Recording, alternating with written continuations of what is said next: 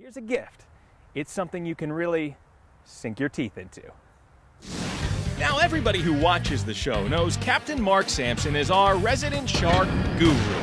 And when he's not fishing for sharks or collecting valuable data for research, he's opened up the Delmarva branch of Santa's workshop, right here in West Ocean City. Call it part taxidermy and part dental work for anglers who want to remember their catch of a lifetime. We get the shark jaws in this fashion here, and then start removing the meat and expose these inner rows of teeth. Over here, a pot of hot water.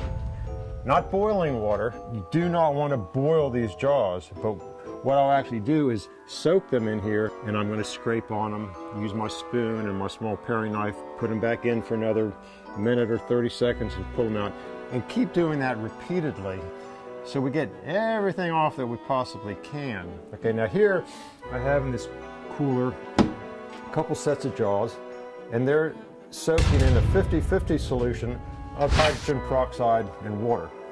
Average set of jaws will be in the peroxide solution anywhere from 12 to 48 hours. The next step will be to actually position the jaws in a fashion that we want them to dry and the way that it should look. Usually put a stick across the front and wire it in place. The drying then takes 5 days to maybe a week and a half at the most. And then once they're dried, and then we get to the, what I call the artsy stage. Okay, so here we are a couple weeks later.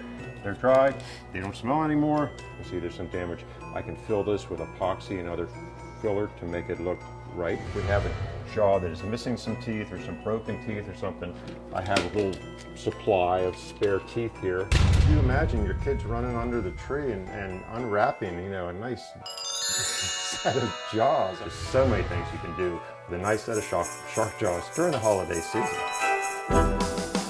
Coming up next on Outdoors Delmarva.